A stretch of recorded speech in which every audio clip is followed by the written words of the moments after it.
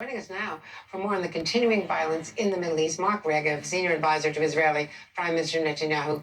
Mark, Ambassador Regev, since we've last spoken, I think. Thank you very much for coming on today. Let's talk about what has become an issue in American politics. You know this so well from having been posted here and from having been such a close advisor to Prime Minister Netanyahu for so long. There is a growing feeling in Europe, in other countries, and certainly in the United States. No, that there's not. It's disproportionate, that the suffering, the civilian casualties are so extreme in Gaza because of the precision of Israeli weapons, as well as the close quarters and the conditions. Stop firing the rockets. They'll stop firing and retaliating, dipshit. Why not have a ceasefire right now and take the pause and see what happens from Gaza? Why not go first? Because that, unfortunately, Andrew, could well play into Hamas's plans. Hamas attacked us. They fired, I think, over the past 8 days, some 3,500 rockets. Millions of Israelis have had to run to bomb shelters, families in the middle of the night running for safety, sirens going off in cities across our country. They're shooting these rockets to kill us. They want to murder our people, and we're acting to defend our people. There's no point in a Band-Aid solution that is just a prescription to go back to square one. In other words, if we do a premature cessation of violence, that just plays into Hamas's hands. That works for them. They can have a timeout to regroup, recharge their batteries, and we'll have missiles on Tel Aviv again next week. That's not a solution. We have to come out of this with a sustained period of peace and quiet. That's good for Israelis, and frankly, that's good for Palestinians too. They've already shot more than 3,000 rockets, as you point out, 3,300, I think, as of last night, more today. When do you think you will have diminished their stockpile of weapons? When they stop firing them. So every day we are acting against their military machine. We are disrupting their command and control. We've taken out their very dangerous subterranean tunnel network of installations. We've hit their armories. We've hit their missiles. We've hit their ability to hurt us. But the military says there are still a lot of good targets there. And it's important that Hamas comes out of this with their military machine, their stockpiles depleted, and understanding that shooting rockets at Israel hurts them more than it hurts us. And let's be clear, a victory for Israel in this struggle against Hamas is not just a victory for Israel. It's a victory that can help empower Palestinian moderates, and it can eventually help us get peace back on track. Because as long as Hamas is powerful, they will have a veto on moving forward in the peace process here in the Middle East, because Hamas is ideologically opposed to any peace and reconciliation in this region. They say any Arab leader, any Palestinian leader who makes peace with Israel is a traitor to Islam, is a traitor to their radical jihadist ideology. So a defeat for Hamas is a victory for people who want to see peace and stability in the Middle East. There's no question that Hamas is considered a terrorist organization. But to go back to the beginning of this, I know it's difficult to sort out who started it. They started the rocket firing, certainly.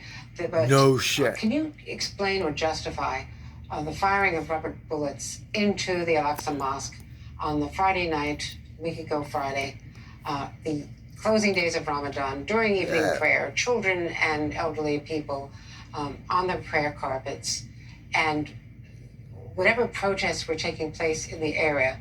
Who authorized the firing of those bullets? Andrea, you know, you've been here, you've seen it with your own eyes, that the Muslim holy places in Jerusalem, every year, hundreds of thousands of people pray there peacefully. We pride ourselves that since we reunited the capital in 1967, that the holy sites of all faiths are protected and the rights of all worshippers to pray freely are protected. And every year, the holy month of Ramadan passes peacefully. Not this year. Because this year, Hamas, after the cancellation of the Palestinian elections, Hamas took a decision to escalate. And instead of but what about the evictions, though, Mark? What about the evictions? That played a big part in it. Oh, for God's sakes. Such a resonant impetus for anyone in East Jerusalem, and in fact for the Arab world, the whole issue of the return. I'll get to that point, but I wanted to finish just to say that we have no problem with peaceful worship. We have a problem when people riot violently, and then, of course, we have to restore public order. You can't Amen. have extremists taking a religious side and turning it into a station for violence and threatening other worshippers. On your question about the land dispute in East Jerusalem, look, this is in the courts.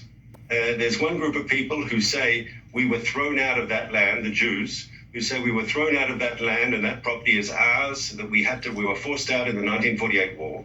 There's another group of people who are living there now who say we are there now and we've been living there for years. And you have two groups that are claiming ownership to the same property. The government of Israel is not a direct party to this dispute. And the courts will decide. But how can that sort of dispute in any way justify the shooting of rockets at major cities in Israel? So there's a property dispute. It'll be solved in the courts. But it's obvious that Hamas was looking for an excuse to hide intentions and to shoot rockets into Israel and to start this crisis. Well, they started this crisis. We will finish it in a way that we can get sustained peace and quiet for our people. And hopefully, Hamas will come out of this crisis greatly weakened. We'll get an extended period of quiet. And that will also provide room for Palestinian moderates maybe to step up to the plate, because the most extreme Palestinian faction, Hamas, will have been weakened and discredited. And will you publicly disclose the intelligence you say justified taking down the media tower on Saturday? And the claim, of course, Not has been one that question there were about also the Hamas Palestinians. military intelligence offices Wow. in that building. Andrew, I've personally seen the intelligence, and I can tell you it's unequivocal and it's crystal clear. And I know for a fact the intelligence has been shared with the US government through intelligence channels, and I understand from my colleagues in the Israeli intelligence community that the Americans have a confirmed receipt of this intelligence. It's clear that Hamas had turned a building in Gaza into an important structure in their war machine, that they were using this building to develop technologies that could really endanger Israel and Palestinians. They were trying to interfere with electric guidance systems on missiles and so forth. It could have affected our air defenses. It could have affected our ability to strike surgically at military targets alone. It was very dangerous what they were doing. We acted against that. And in fact, in many ways, the operation was a huge success because we didn't have any innocent people killed. Not any of the journalists were killed because we gave them warning. They could leave the structure. We had a good, clean hit of a military structure that needed to be taken out. Well, it did take out all of their archives, all of their equipment, and Oh. put them out of business. The Associated Press out But Andrea, and put that together, you have to balance that against the threat to human life. I mean, I understand that AP is not happy that their office was destroyed. I understand that. Of course, I can empathize. But they should empathize with us that what was there in that building, Hamas, was life-threatening. And in fact, if they're angry at anyone, they should be angry at Hamas that turned the journalists into human shields by knowingly putting inside a building that journalists work out of their military infrastructure. Mark Regev, thank you very much. Thanks so much for Thanks for joining us having me. today. It was very important to us. Wow, he tore that narrative apart. The mainstream Marxist media. Wow, these people need to be taken out themselves en masse with all their propaganda bullshit.